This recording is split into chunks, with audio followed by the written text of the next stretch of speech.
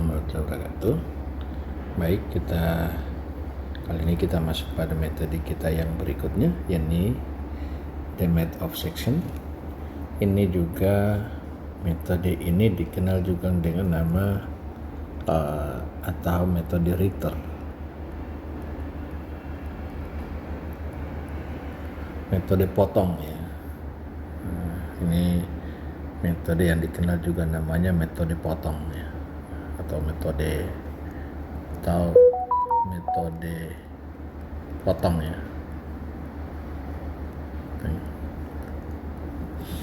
Metode Ritter atau metode potong atau dalam referensi disebut method of section ya. Method of section ini lagi-lagi cara berpikirnya begini.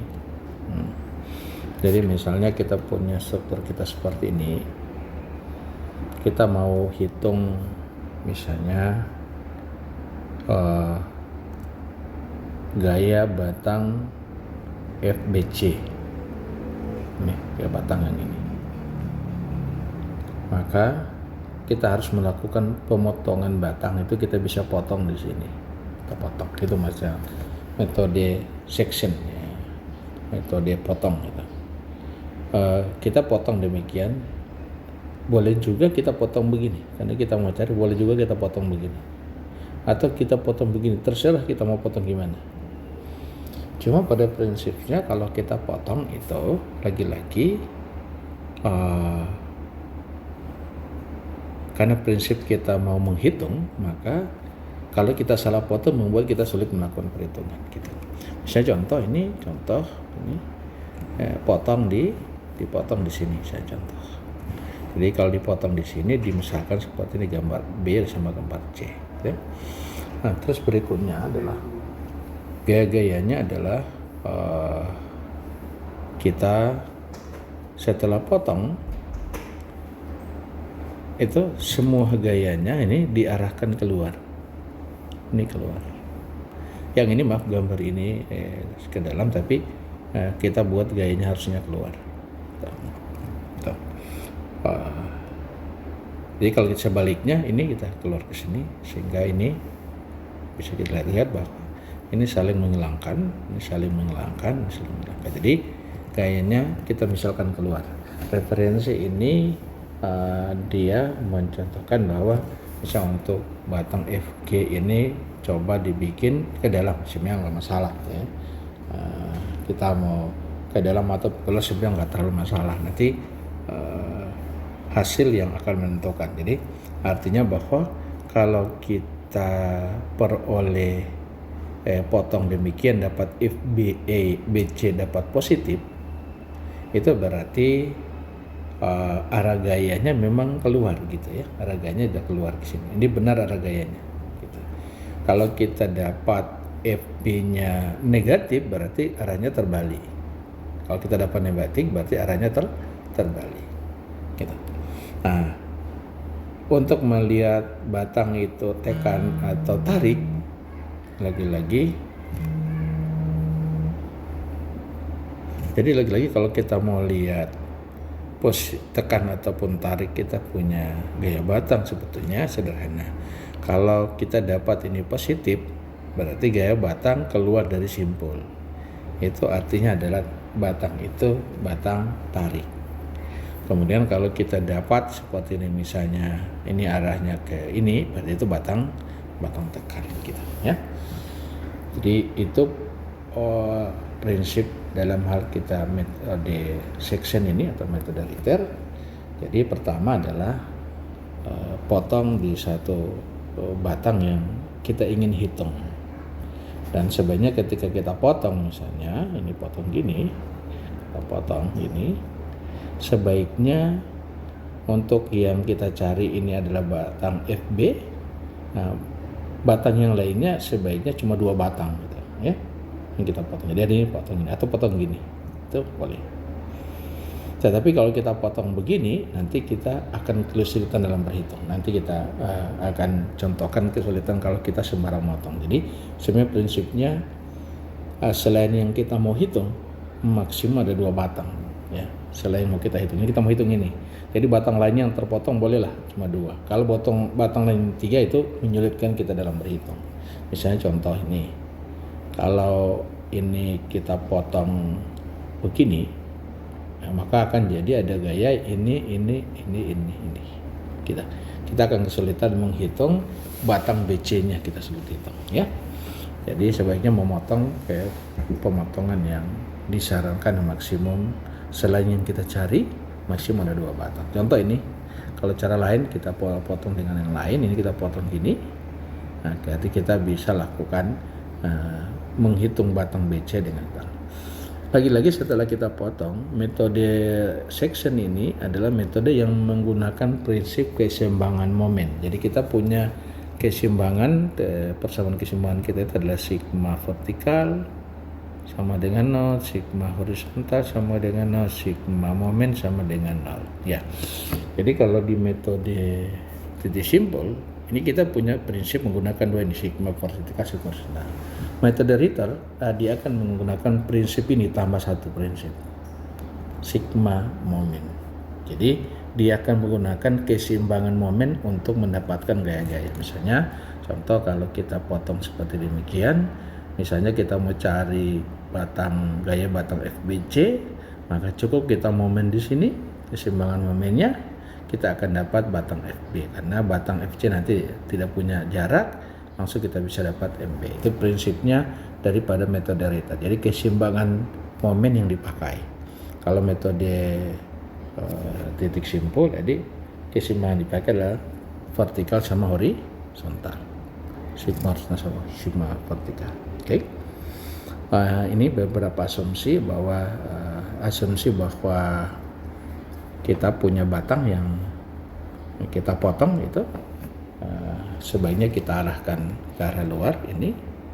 Jadi asumsi bahwa batang yang kita tidak ketahui kita potong, kemudian ini kita buat ke arah keluar ya, tension, kita tarik keluar semua ya. Kemudian atau boleh juga kita tekan, nggak apa-apa, kalau boleh, tapi catatan lagi kalau kita dapat positif berarti hasilnya adalah kalau misalnya kita tekan ini, kita bikin seperti batang ini ke sini ini, nah terus kemudian kita dapati hasilnya positif, berarti itu arah gaya memang batangnya menuju titik, itu tandanya menuju titik itu negatif. Tapi kalau misalnya hasilnya negatif berarti terbalik, berarti negatif terbaliknya, maka kita dapat gaya di situ menjadi gaya yang gaya batangnya ada batang yang tarik gitu ya. Baik.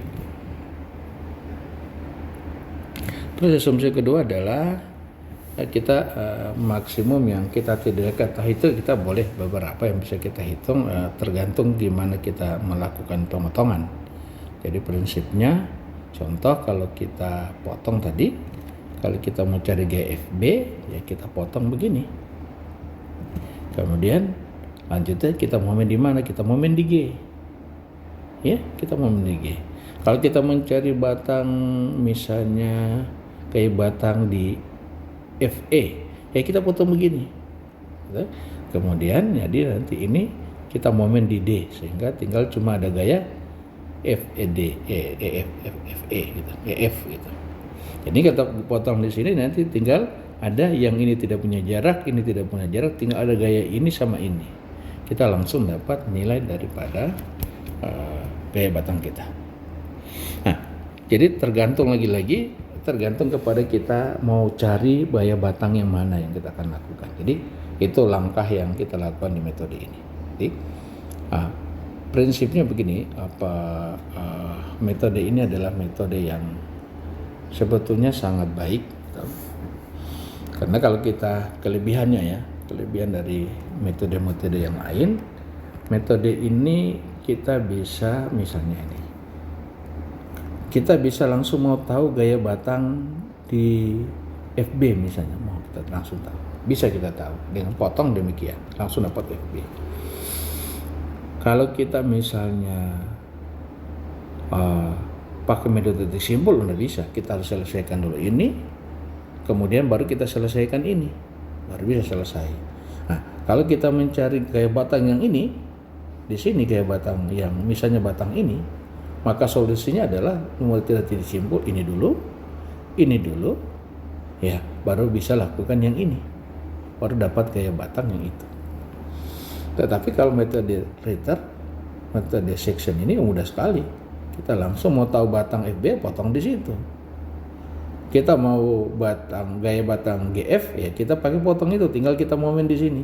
Jadi kalau ini kita mau cari gaya ini, ya momen di sini agar ini jadi 0. Kita mau cari gaya batang ini, ya momen di sini, momen di situ. Ya, sehingga ini 0, ini 0. Terus kalau kita mau cari batang yang ini gimana? Ya udah, karena ini sudah kita ketahui, ya kita aja momen di salah satu. Kita momen misalnya di sini. Karena ini sudah ketahui, ini atau ini sudah diketahui, nah kita bisa dapat gaya ini. Ya, gitu. Jadi itu caranya. Nah, jadi jauh lebih mudah. Terus kemudian kelebihan kedua metode ini adalah kesalahan, misalnya ya, kita contoh ya, kita mencari gaya batang yang ini.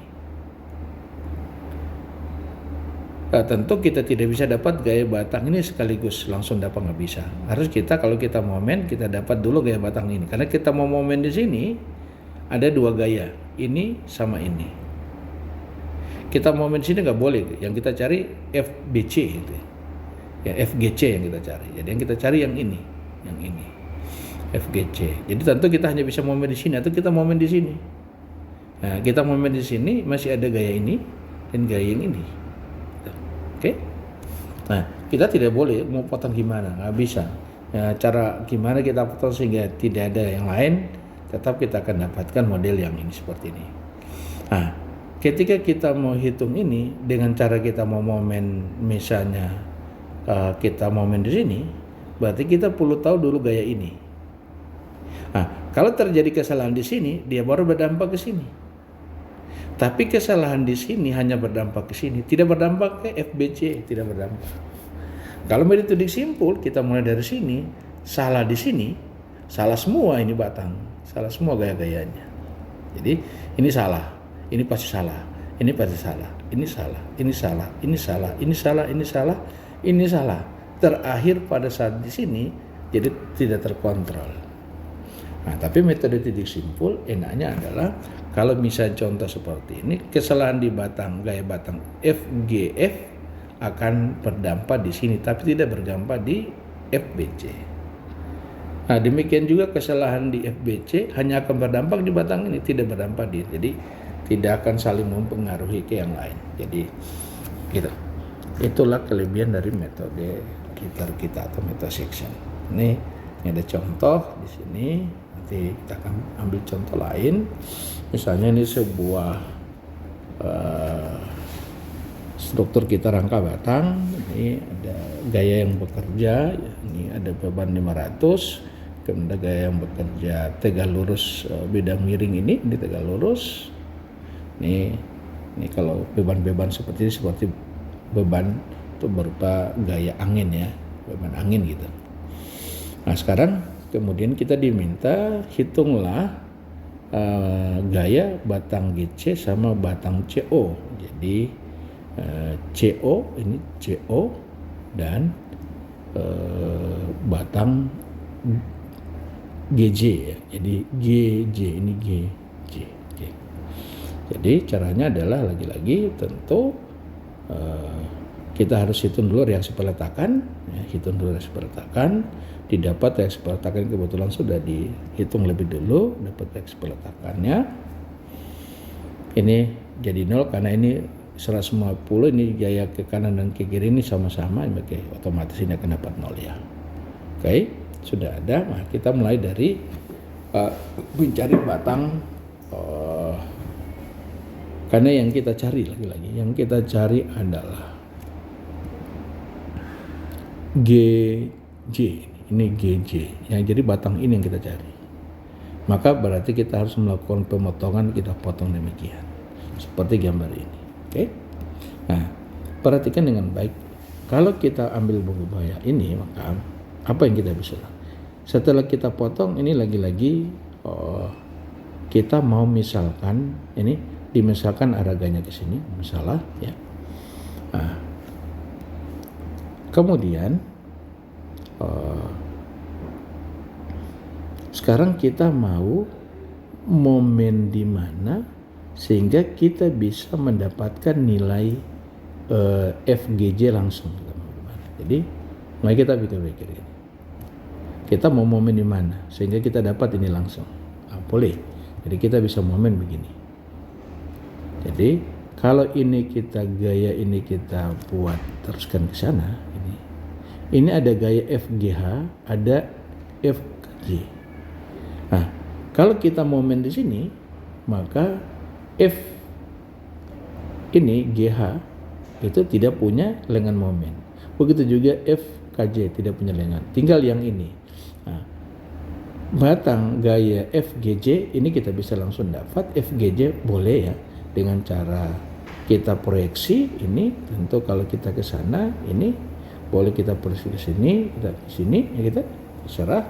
Nah, karena ini sudut 30 derajat kita bisa proyeksi ya. Sudut 30 derajat kita bisa proyeksi. Nah, kalau kita lakukan proyeksi menjadi ini kita punya gaya FGJ ya, ini FGJ yang arah Y, ini FGJ arah X gitu, kita bisa lakukan.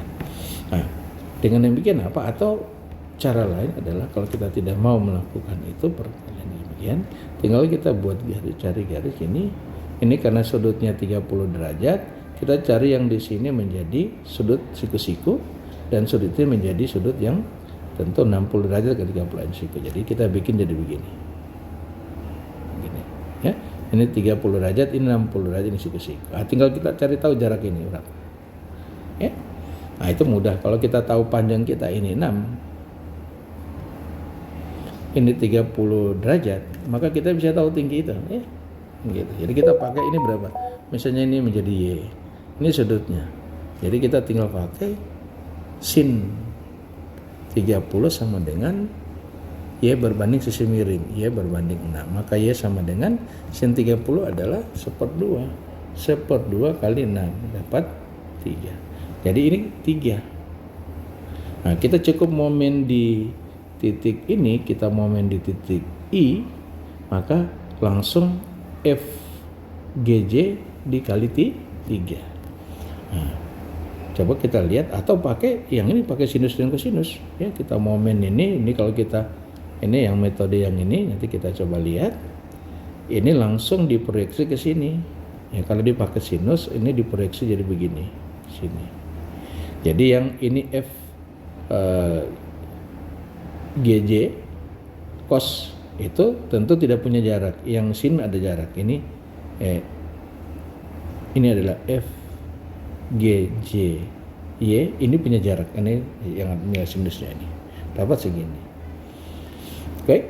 Nah, selanjutnya adalah gaya yang lain adalah yaitu ini 300 dikali jarak ini 34 feet. Nah, sesungguhnya bahwa kita dapat angka segini. Kalau kita lakukan langsung boleh ya. Ini kan sin 30 dikali 6 dapat 3. Sama saja kita langsung kalau kita pakai yang sana langsung adalah FGJ dikali dengan 3 sama dengan itu tambah ini kali itu ya. Nah, sama saja ya, kita pakai proyeksi atau kita bikin cari garis ke sana siku 3 siku kita dapat jarak itu, ini kita peroleh nilainya akan sama ya. Saya ulangi yang tadi ya. Jadi ini kalau kita teruskan ini kita teruskan ke sana, kita tarik garis yang siku-siku di sini gini gitu. Nah, ini tentu 60 derajat, maka ini adalah 3 meter, 3 feet ya. Tinggal langsung gaya ini kali itu ya, tidak perlu kita proyeksi, langsung kali 3. Jadi F GJ kali 3. Terus kemudian ini ke kanan kurang 300 kali lengannya adalah 3,464 sama dengan 6. Kita dapat FGJ sama dengan itu 346. Oke. Udah. Nah, kalau perhatikan dengan baik, hasilnya ini positif. Hasilnya positif, ya. Hasilnya positif karena hasilnya positif berarti ini arah gayanya ke sana. Nah, jadi menuju titik. Jadi dia posisi menekan, makanya compression ditekan, ya. Jadi C, oke. Nah, selanjutnya dengan cara yang lain kita mau cari yang batang CO. CO itu adalah batang ini CO. Batang ini. Kayak batang ini. Jadi kayak batang ini kita bisa lakukan. Nah, potong gimana? Kita potong begini. Kalau kita potong begini jadi banyak batang, jadi repot kita melakukan hitungannya. Jadi kita potong demikian, seperti demikian dipotong. Ya. Nah, karena dicari FCO, maka caranya adalah kalau kita momen di sini, ini hilang, tidak punya jarak, tapi ini ada. Yang kita cari ini. Gimana caranya? Supaya tidak punya jarak, kita momen di sini. Kalau kita